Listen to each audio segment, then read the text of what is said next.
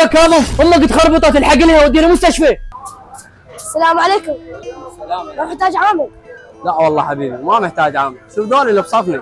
مشكور. السلام عليكم.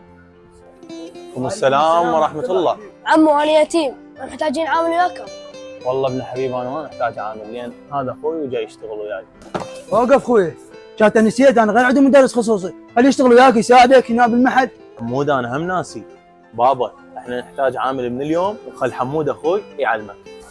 والله ودك عمو راح اشغلنا وياك. يلا حبيبي تعال خليني اعلمك بالاسعاف.